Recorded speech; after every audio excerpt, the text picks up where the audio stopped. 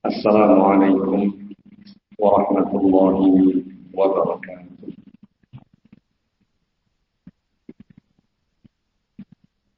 Alhamdulillahirabbil alamin.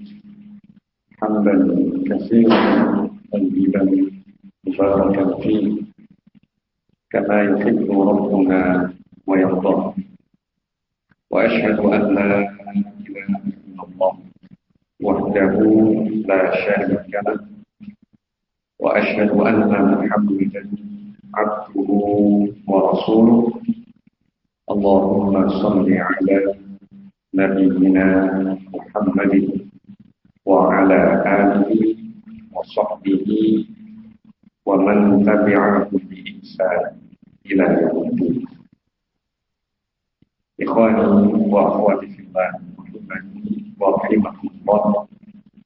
Alhamdulillah, kita akan melanjutkan kajian kitab Shiyam bil Mukhtasar Sahih Muslim. Sahih Muslimnya disusun oleh Imam Muslim bin Al-Hajjaj An-Naisaburi rahimahullah, sedangkan ringkasannya diringkas oleh Al-Imam Al-Mundhiri rahimahullah ta'ala.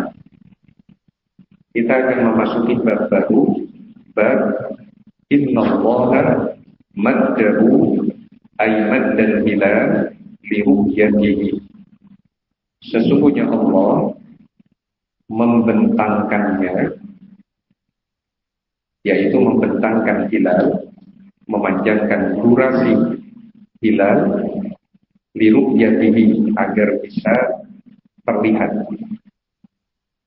Hadis yang ke-577 dalam penomoran dalam Mukhtasar Sahih Muslim.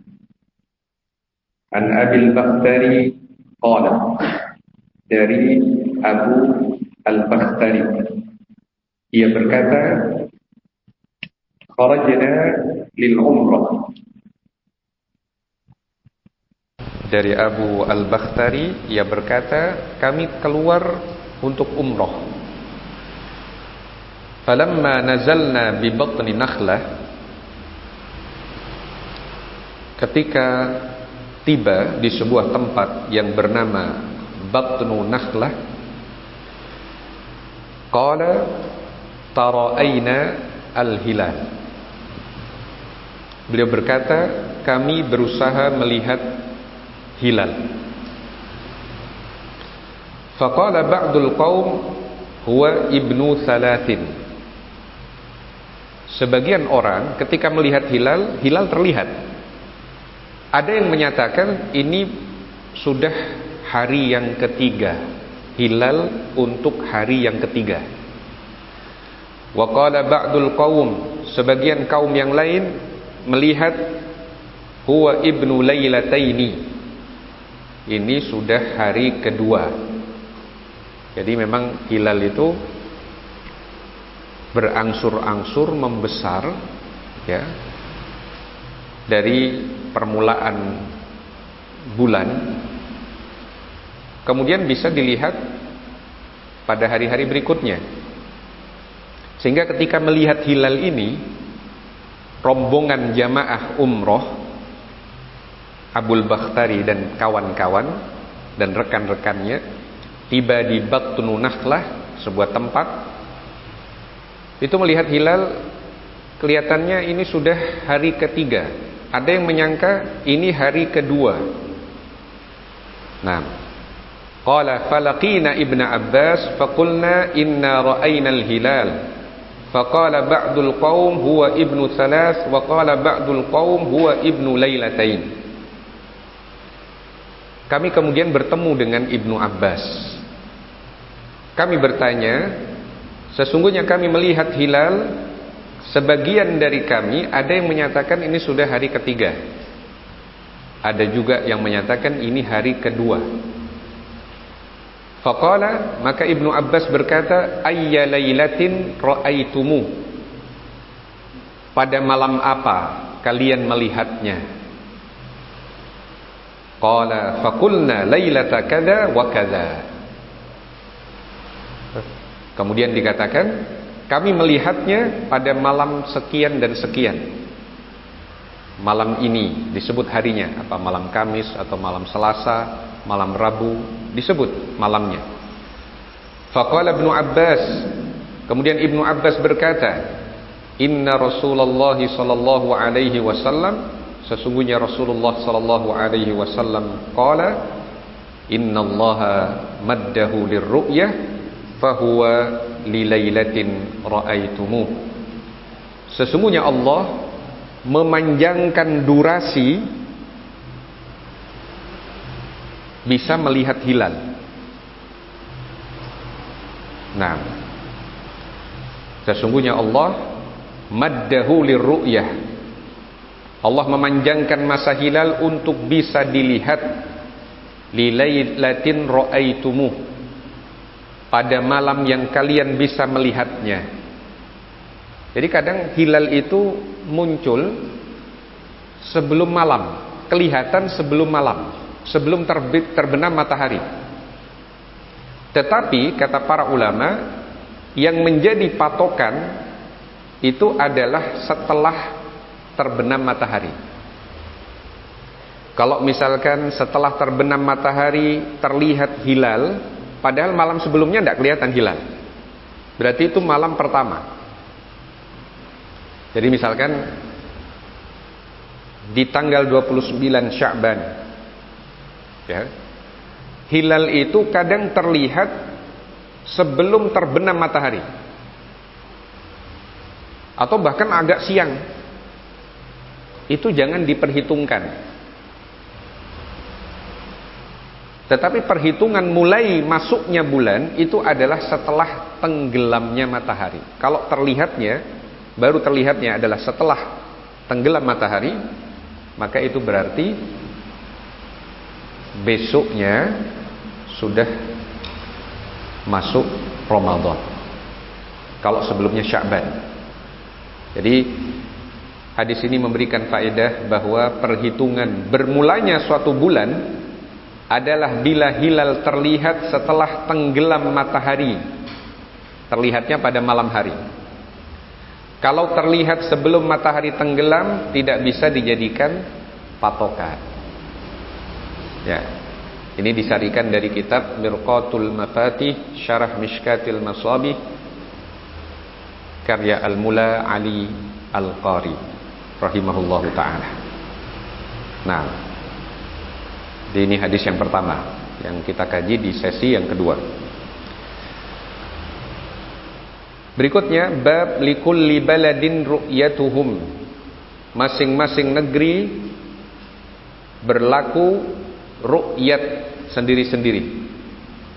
Pada tiap negeri berlaku ru'yat masing-masing. Nah,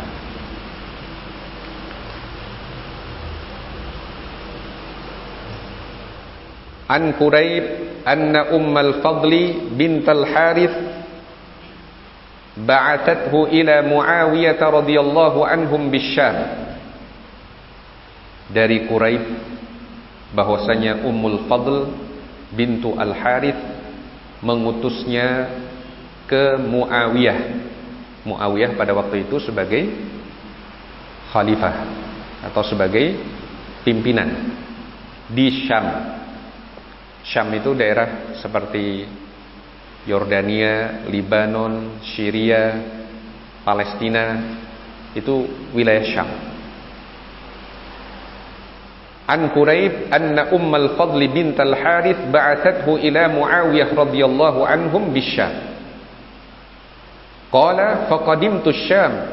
Kata Quraib, seorang tabi'i yang bernama Quraib, maka aku pun tiba di Syam. Faqadaitu hajataha. Aku tunaikan keperluan dari Ummul Fadl bintu Al-Harith yang mengutus aku. Aku selesaikan keperluannya. Wastuhilla alayya Ramadan wa ana bisyam. Aku melihat hilal Ramadan pada saat aku di Syam. Fara'aitul hilala lailatal jum'ah. Aku melihat hilal pada malam Jumat, kata Quraib. Thumma qadimtul Madinah fi akhir syahri. Kemudian aku tiba di Madinah di akhir bulan. Fasa'alani Abdullah bin Abbas. Abdullah bin Abbas bertanya kepadaku. Jadi ini sudah pulang ke Madinah dari Syam, pulang ke Madinah. Perjalanan berhari-hari. Nah, fasa'alani Abdullah bin Abbas. Abdullah bin Abbas bertanya kepadaku. Tsumma dzakarul hilal. Kemudian beliau menyebutkan tentang hilal. Faqala mata ra'aitumul hilal? Kata Abdullah bin Abbas tanya kepada Quraib, kapan kalian melihat hilal? Waktu di Syam. Faqultu ra'ainahu lailatal jum'ah. Maka kata Quraib, kami melihat pada malam Jumat. Faqala anta ra'aitahu? Kata Ibnu Abbas tanya kepada Quraib, engkau benar-benar melihat di Syam malam Jumat hilal Ramadan? Faqultu na'am. Aku berkata iya. Wa ra'ahu an-nas wa shamu wa shama Muawiyah. Iya. Orang-orang lihat, orang-orang di Syam melihat hilal di malam Jumat. Wa shamu, dan mereka berpuasa.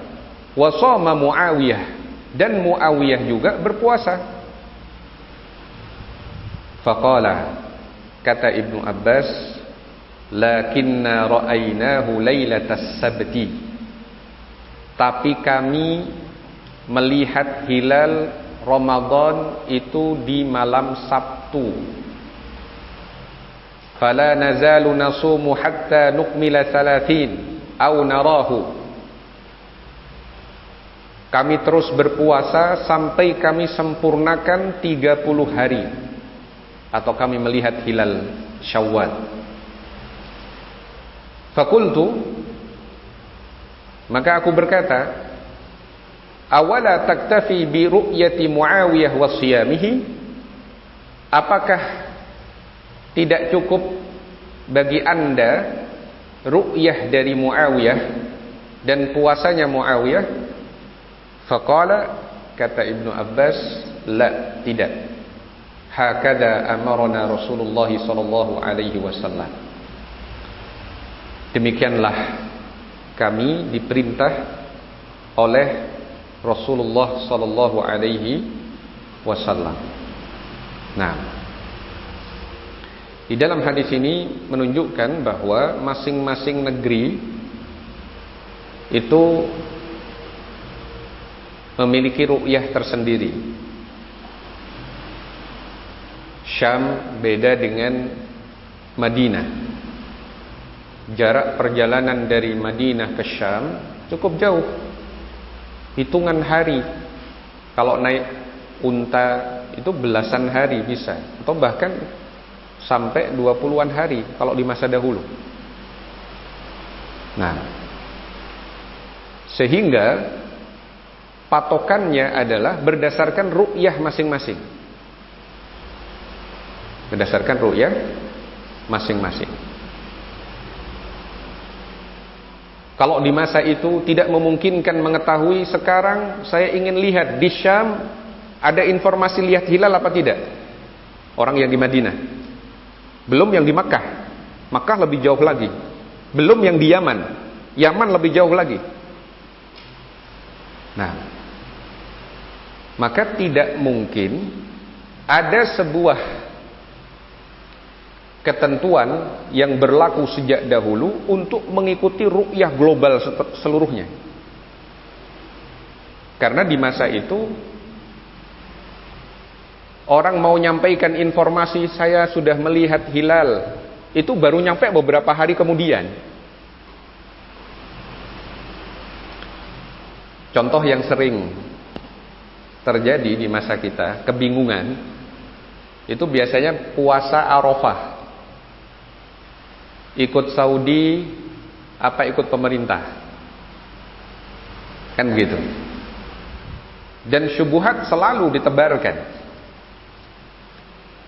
ditebarkan bahwa ya mestinya ikut Saudi, namanya wukuf di sana. Nah, padahal wukuf itu juga berdasarkan ru'yah. Jadi sejak terlihat 1 Dzulhijjah, maka dihitung masuk ke hari ke-9 di Saudi Arabia, atau di sana diterapkan wukuf di Arafah. Jadi tanggal 9 sebenarnya wukuf di Arafah itu. Hitungannya berdasarkan ru'yah, melihat hilal. Kalau seandainya semua harus ikut ru'yah dari sebuah negara, katakan negara Saudi, bagaimana dengan negara-negara yang jarak perjalanannya bisa berhari-hari, bahkan bisa berbulan-bulan,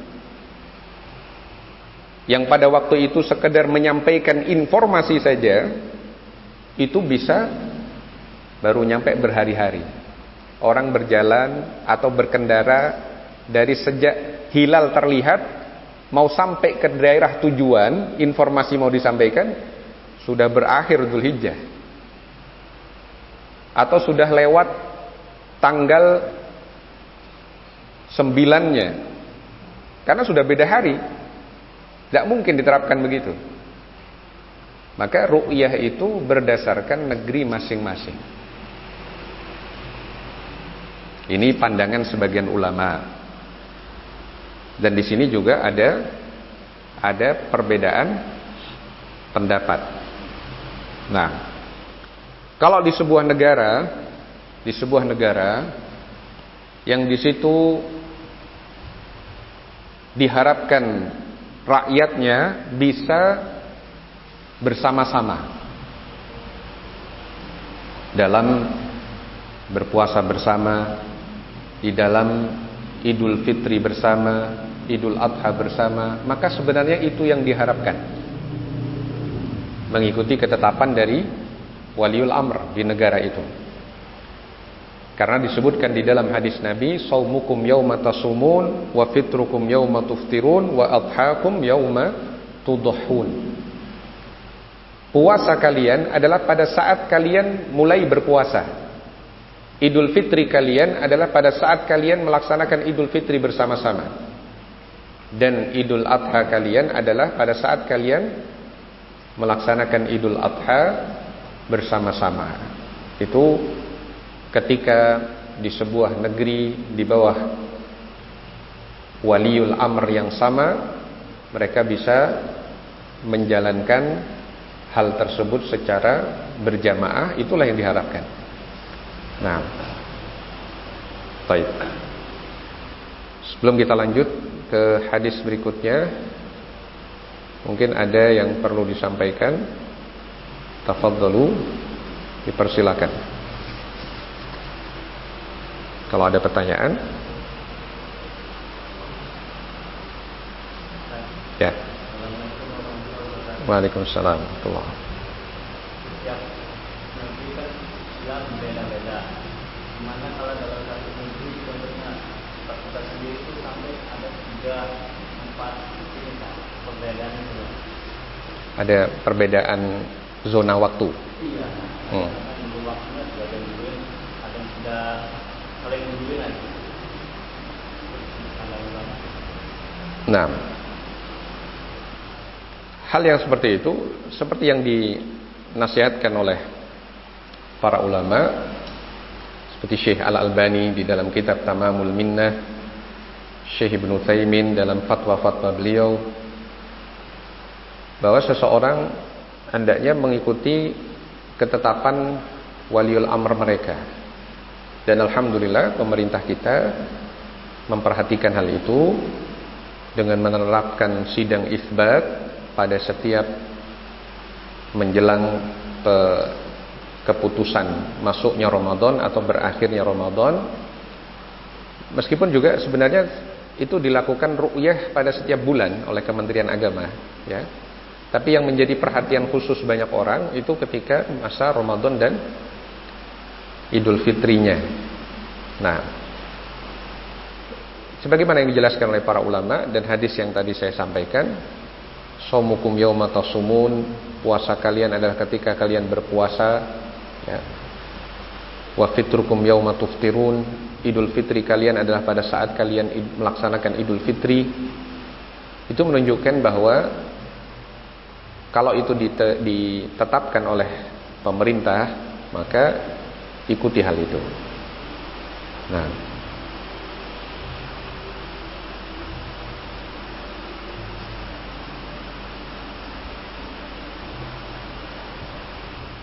ketika di masa Muawiyah dan Ibnu Abbas tidak memungkinkan informasi langsung tersedia atau diketahui di waktu itu, bahwa di Syam sudah terlihat hilal, Madinah tidak bisa tahu, karena informasi itu disebar lewat kurir, lewat orang yang berkendara ke sana, sehingga pasti informasinya akan terlambat di situ.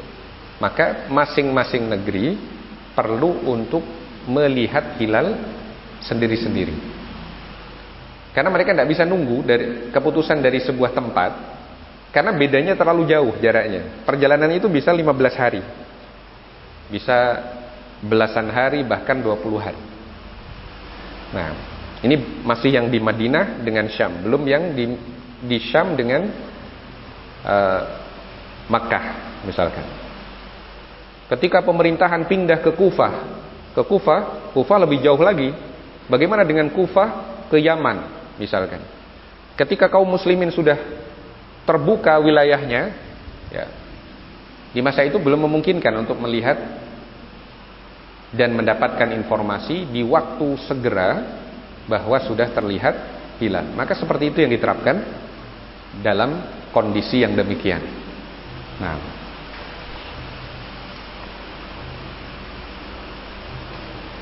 baik, kita lanjutkan. Berikutnya bab syahra'idin la yanqusan. 2 bulan Id tidaklah berkurang. Syahra'idin la yanqusan. 2 bulan yang di sana terdapat Id, Idul Fitri dan Idul Adha, la yanqusan, tidak berkurang. Hadis ke-579, an Abi Bakrah radhiyallahu anhu anin Nabi sallallahu alaihi wasallam qala syahra idin la yanqusani ramadhanu wa dzulhijjah. Dari Abu Bakrah, semoga Allah meridainya, dari Nabi sallallahu alaihi wasallam, beliau bersabda, syahra idin la yanqusani ramadhanu wa dzulhijjah. 2 bulan Id tidak akan berkurang, Ramadan dan Dzulhijjah. Apa maknanya 2 bulan Id tidak akan berkurang? Di makalah saya beri catatan, disarikan dari penjelasan Syekh Ibnu Utsaimin dalam ta'liq terhadap Sahih Muslim. 2 bulan Id tidak akan berkurang, maksudnya bukan berarti bilangan harinya tidak akan berkurang. Karena telah dijelaskan dalam hadis-hadis sebelumnya bahwa bulan itu bisa berjumlah 29 hari. Maksud ucapan tersebut adalah meskipun jumlah hari pada bulan itu berkurang, namun pahala bagi orang yang beribadah di bulan tersebut tidak berkurang. Jika seseorang berpuasa 29 hari Ramadan dari awal hingga terlihat hilal Syawal, pahala puasanya utuh tidak berkurang. Dia terhitung berpuasa sebulan penuh menjalankan perintah Allah. Meskipun cuma 29 hari, tidak terhitung berkurang pahalanya. Dianggap, oh saya kurang, tidak sama dengan tahun kemarin yang saya puasanya 30 hari. Tidak berkurang. Meskipun harinya beda, tapi terhitung sama-sama sebulan, keutamaannya sama. Pahala puasanya utuh tidak berkurang. Demikian juga jika seseorang wukuf di Arafah pada bulan Dzulhijjah pada tanggal 8 karena keliru, tidak sengaja, atau pada tanggal 10 wukufnya, bukan karena kesengajaan, pahalanya tetap utuh, tidak berkurang. Kalau misalkan ada kesalahan dari otoritas yang menentukan kapan wukuf, karena melihat hilal itu kan potensinya bisa benar bisa salah, namanya bagian dari ijtihad juga manusia. Ketika itu terjadi tanpa kesengajaan, maka tidaklah berdosa dan pahalanya tetap utuh. Pahalanya tetap utuh. Nah, ini disarikan dari penjelasan Syekh Ibnu Utsaimin dalam syarah Sahih Muslim. Nah,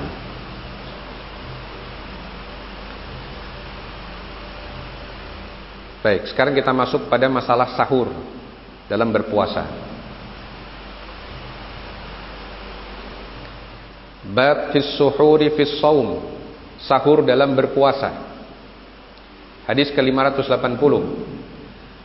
An Anas radhiyallahu anhu qala Rasulullah sallallahu alaihi wasallam.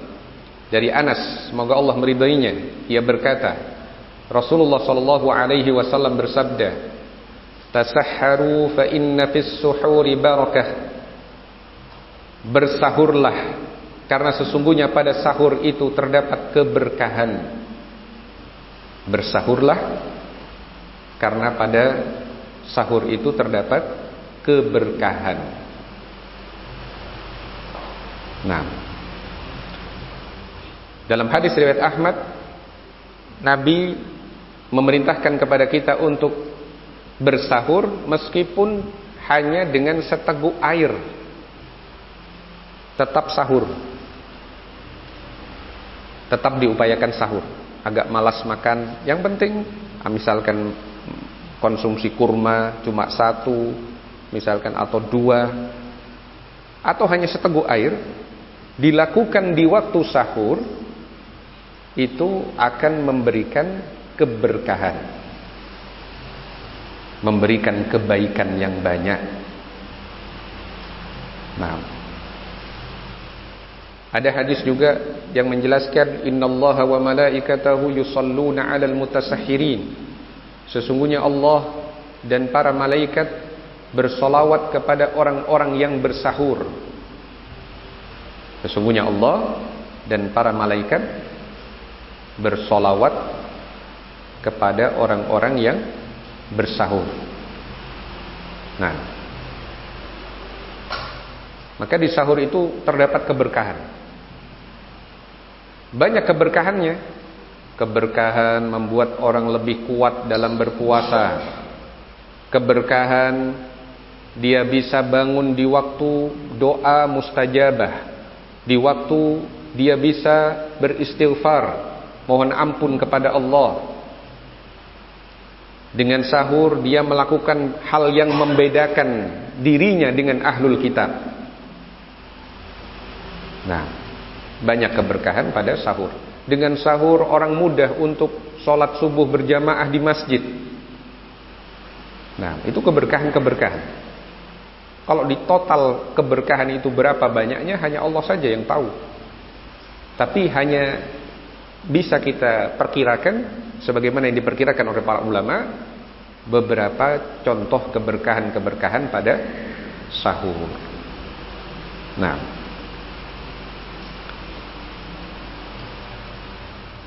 kemudian berikutnya, bab takhir as-sahur. Bab mengakhirkan sahur. Sahur itu kalau penjelasan dari An-Nawawi rahimahullah, waktu sahur,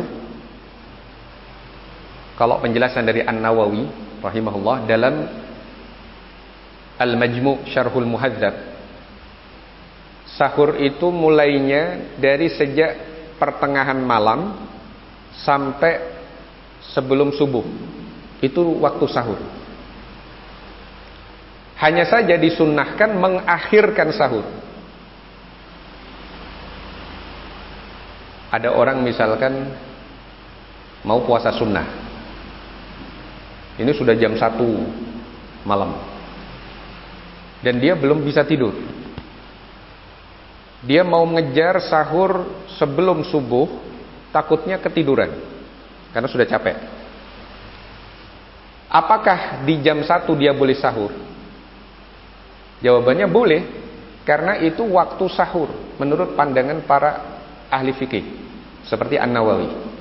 Pokoknya lewat tengah malam itu sudah lewat waktu sahur.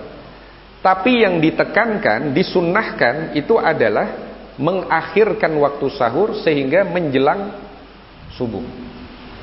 Menjelang subuh. Nah,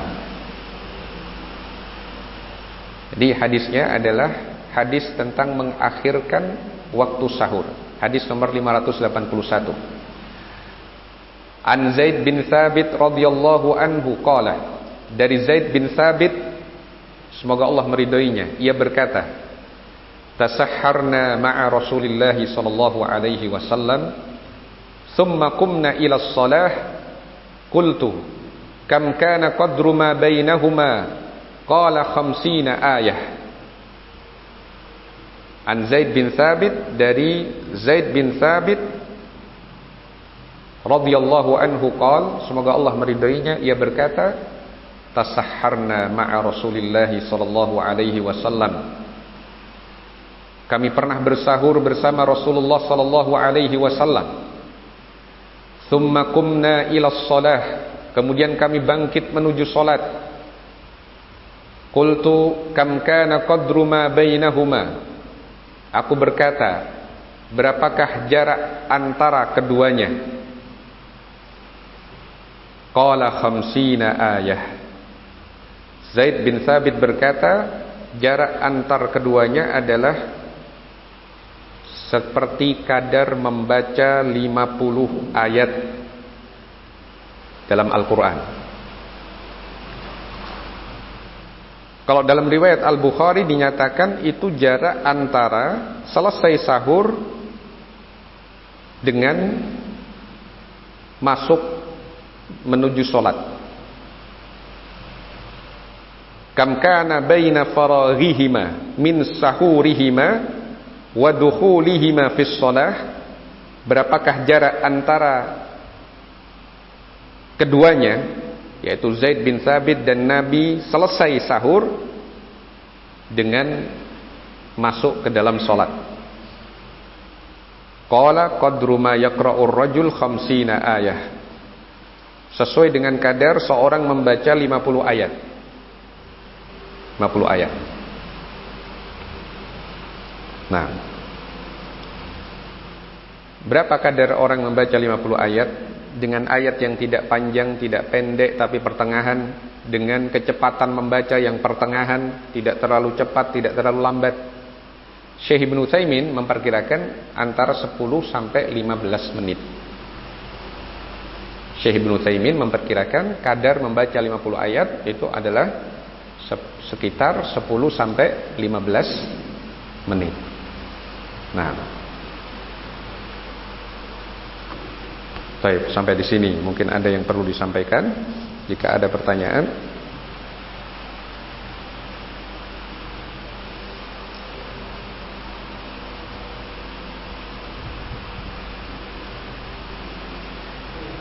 ya. Puasa mengenai sebagian organisasi yang puasa minggu menetap dan lebaran minggu menetap. Karena itu ya apabila dia mau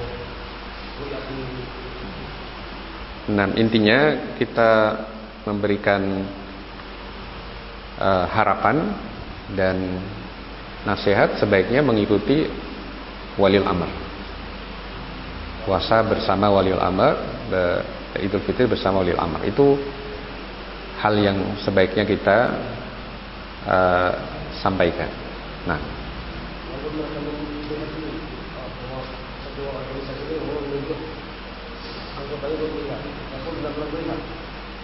ya, artinya kan kalau di dalam apa yang dilakukan oleh Nabi dan para sahabat, mereka melihat hilal dan melaporkan kepada Nabi. Artinya mereka tidak memutuskan sendiri, tidak diputuskan orang per orang, kecuali kalau di sebuah daerah hanya dia sendirian, maka dia bisa menerapkan sesuai dengan ru'yahnya. Tapi kalau bersama banyak orang, dan dia melihat hilal, hendaknya dia laporkan kepada waliul amr yang akan memutuskan apakah diterima atau ditolak persaksian itu. Nah, baik, ada lagi?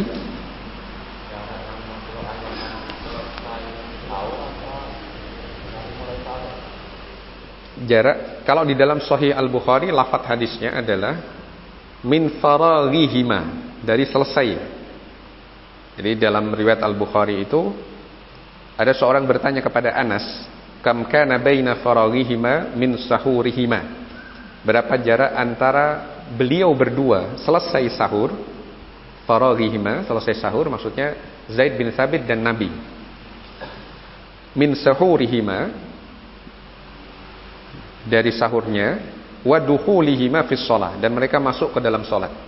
Masuk ke dalam salat itu diartikan, ditafsirkan oleh hadis yang lain, riwayat Al-Bukhari juga, adzan. Jarak antara selesai sahur dengan adzan itu sekitar 10 sampai 15 menit atau kadarnya membaca 50 ayat. Nah,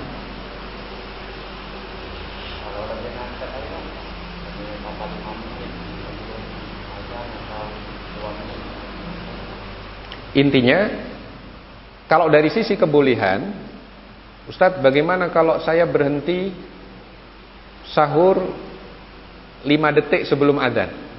Nah, atau 1 detik sebelum adzan benar-benar berhenti. Tidak apa-apa, karena tidak bertentangan dengan ayat Al-Quran. Wa kulu washrabu hatta yatabayyana lakumul khaytul abyadu minal khaytil aswadi minal fajr. Hanya saja Zaid bin Thabit di dalam hadis ini menceritakan sesuatu yang pernah beliau alami bersama Nabi. Waktu itu jaraknya sekian. Perkiraannya seperti orang baca ayat Quran. Begitu. Dan orang Arab pada waktu itu mengungkapkan durasi waktu itu dengan amalan sesuatu. Seperti kadar orang memerah susu, seperti kadar orang menyembelih kambing sampai dikuliti, sampai dihidangkan. Misalkan, itu ungkapan-ungkapan orang Arab. Sedangkan Zaid bin Thabit mengungkapkan dengan durasi kebiasaan orang membaca sekitar 50 ayat. Nah, jadi sekitar 10 sampai 15 menit itu sudah berhenti, ya. Kemudian 50 atau 50 ayat dibaca, kemudian itu adzan, baru adzan. Nah,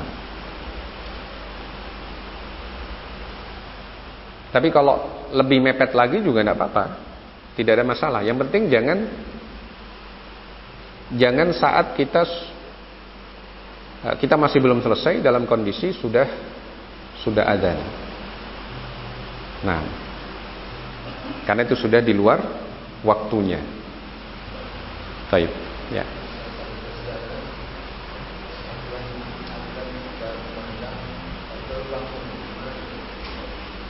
Ya. Bagaimana kalau kesiangan, Ustaz? Azan berkumandang baru bangun. Kalau diberi keringanan untuk semua orang, ini sudah jam 6, Ustaz, baru bangun misalkan. Dapat keringanan semua akhirnya, ya. Nah, itu memang suatu kondisi kita sudah terlambat untuk memulai sahur. Ada yang parah dengan alasan gak sahur, gak puasa akhirnya. Kenapa kamu gak puasa? Tadi malam saya gak sahur. Kayak anak kecil. Karena kalau gak sahur dia gak kuat, maka akhirnya gak puasa. Padahal sahur itu sunnah saja, mustahab saja, bukan syarat sah puasa. Bukan. Bahwa seorang melakukan sahur itu tujuannya untuk meneladani sunnah Nabi, juga menyelisihi ahlul kitab. Tetapi bukan syarat sah puasa, bukan seperti wudu yang merupakan syarat sah solat. Kalau Anda tidak wudu, Anda tidak bisa solat. Kalau Anda berhadas tidak berwudu, Anda tidak bisa solat. Tapi kalau Anda puasa tanpa sahur, tetap sah, selama niatnya diinapkan sebelum terbit fajar. Nah, jadi kalau misalkan bagaimana Ustaz kalau seandainya baru bangun tidur, baru mendengar azan, bersamaan dengan mendengar azan, ya berarti di waktu itu Anda sudah tidak bisa sahur lagi. Nah, ya. Bagaimana hukum puasa orang yang sahur tidak ada? Jadi ketika ada dia masih sahur dengan dalil bahwa azan-azan yang ada ini ada selisihnya dengan waktu yang asli. Jadi apakah sah puasanya dia? Nah, jadi pertanyaannya adalah bagaimana seseorang yang berpuasa ketika mendengar azan dia masih terus melakukan santap sahur dengan alasan bahwa azan yang berlaku itu dikumandangkan belum waktunya. Dikumandangkan belum waktunya. Nah, maka di sini perlu diketahui bahwa sebenarnya patokannya itu terbitnya fajar. Kalau seorang mengumandangkan azan secara amanah tepat waktu, berarti kumandang azan bertepatan dengan terbit fajar atau setelah terbit fajar, sehingga orang tidak boleh sahur lagi setelah itu. Sudah harus berhenti dari makan dan minum. Tetapi mungkin saja di sebagian tempat, di sebagian wilayah kita tidak bisa memukul rata. Mungkin saja ada yang terburu-buru azan sebelum waktunya. Bisa karena ketidaksengajaan atau sebab-sebab tertentu. Kalau mayoritas yang berlaku, insya Allah kebanyakan saudara kita kaum muslimin sudah mengumandangkan azan setelah terbit fajar. Ya. Dan ini pernah ditanyakan kepada Syekh bin Baz rahimahullah ketika beliau masih hidup tentang penanggalan Ummul Qura, penjadwalan jadwal waktu sholat Ummul Qura, yang itu hitungannya setahun ya.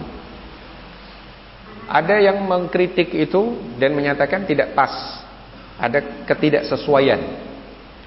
Maka Syekh bin Baz kemudian menyuruh tim untuk mengoreksi ulang apakah penanggalan itu sesuai atau tidak. Di antara yang terlibat dalam tim itu adalah Syekh Shalih Al Fauzan hafizahullah ta'ala.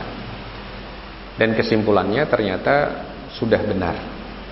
Kesimpulannya sudah benar.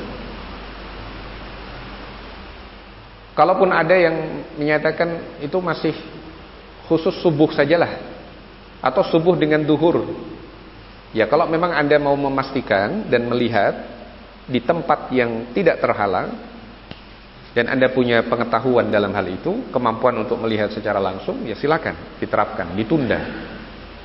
Tidak mengapa kalau memang dipastikan belum terbit fajar. Nah, selisih mungkin 5 menit, 10 menit misalkan di sebuah tempat atau di sebuah daerah, tidak mengapa kita sahur saat kita belum yakin bahwa itu memang terbit fajar.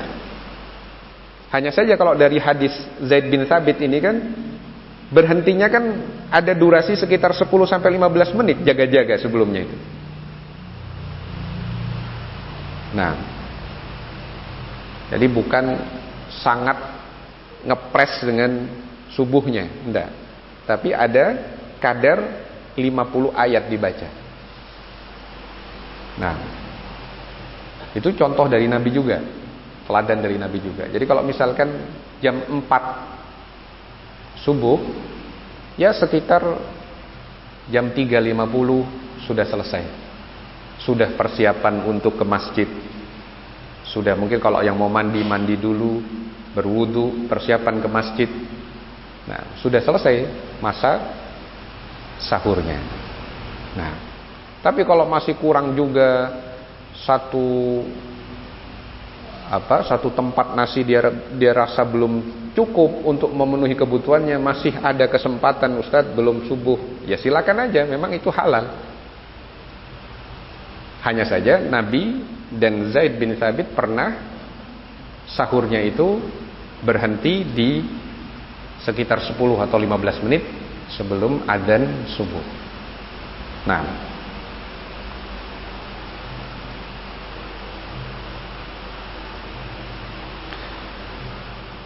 berikutnya kita baca bab sifatil fajril ladzi yuhramul aklu 'ala shaim.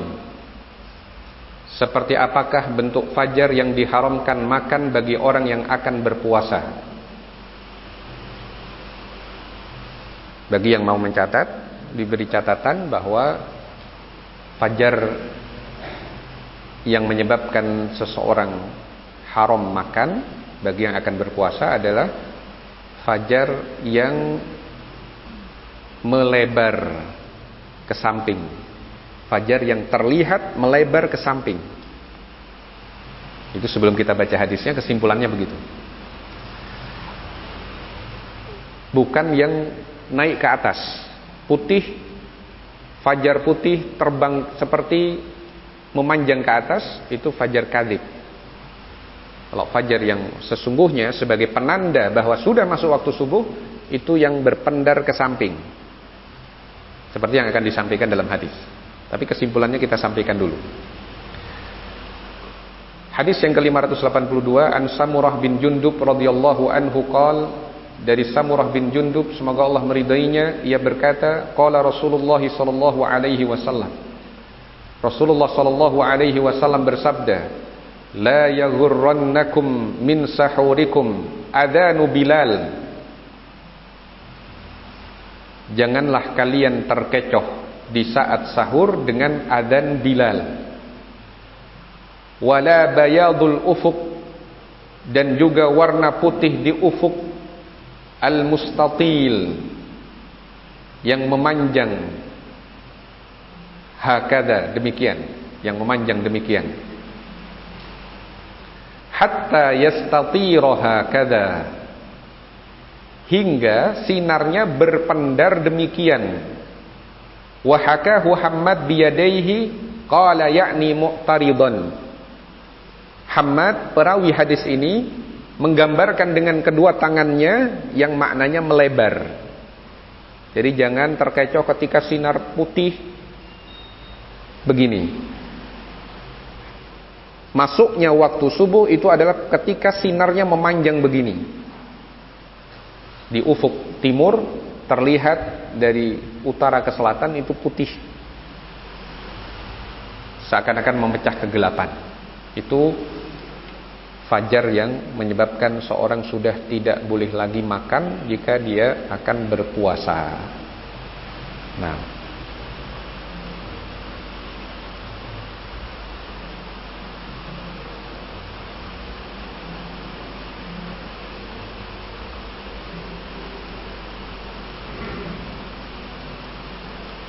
duhurnya itu jam berapa? 12 lebih 12. Insya Allah jam 12 kita akhiri. Nah, kita baca satu hadis lagi. Bab fi qaulihi ta'ala, bab tentang firman Allah Ta'ala, hatta yatabayyana lakumul khaytul abyadu minal khaytil aswadi, hingga nampak jelas bagi kalian benang putih dari benang hitam. Quran surah Al-Baqarah ayat 187. Hadis yang ke-583, an Sahal bin Sa'ad radhiyallahu anhuma qala, dari Sahal bin Sa'ad, semoga Allah meridai keduanya, karena keduanya sahabat Nabi. Qala, ia berkata, lamma nazalat hadhil ayah, ketika turun ayat ini, wa kulu washrabu hatta yatabayyana lakumul khaytul abyadu minal khaytil aswadi, makan dan minumlah hingga nampak jelas bagi kalian benang putih dari benang hitam.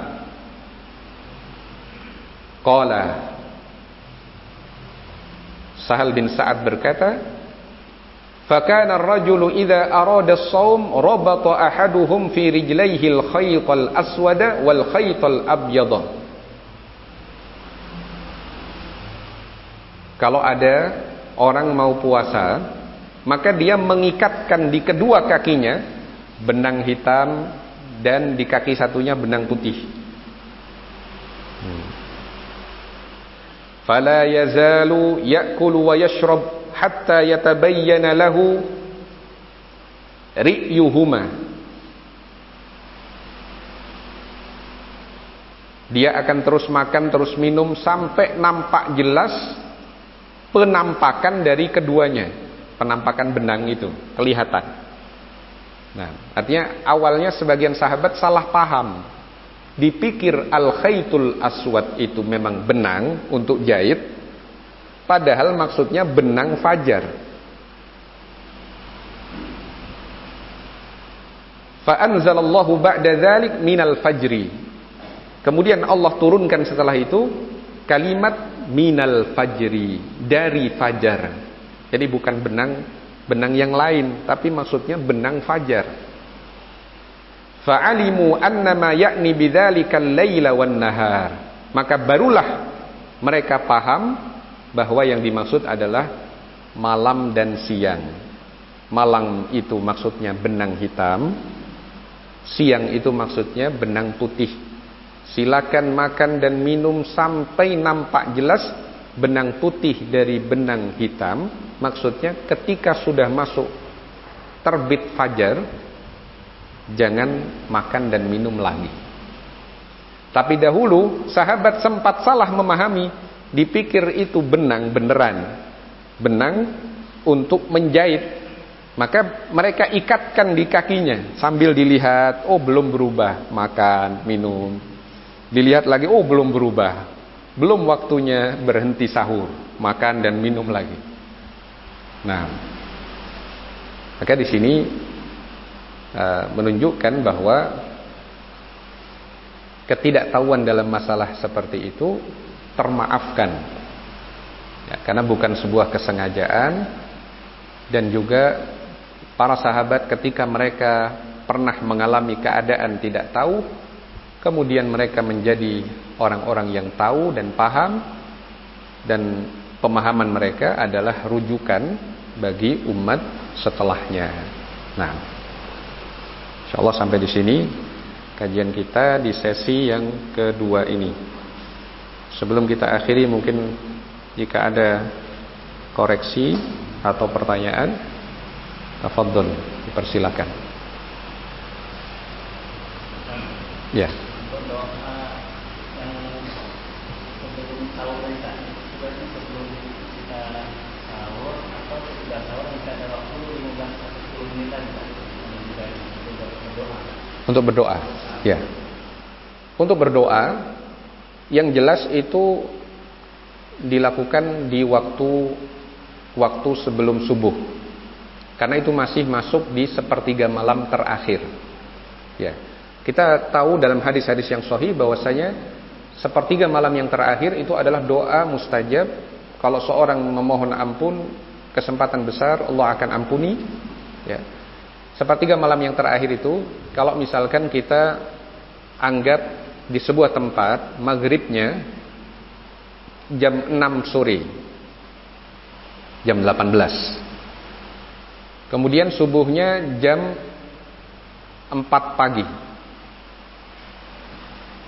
total malam adalah 10 jam. Total malam 10 jam, dari jam 6 sampai jam 4, 6 sore sampai jam 4 pagi. Misal, untuk hitungan mudahnya, karena waktu realnya disesuaikan dengan tempat masing-masing. Berarti ini ada 10 jam. 10 jam itu tengah malam itu adalah 5 jam setelah maghrib. Berarti kalau maghribnya jam 6, tengah malamnya jam berapa? Jam 11, jam 23. Itu tengah malam. Tengah malam berlaku hukum. Pertama, berhenti sholat isya. Sudah berakhir sholat isya, kecuali bagi yang udzur, ketiduran, orang yang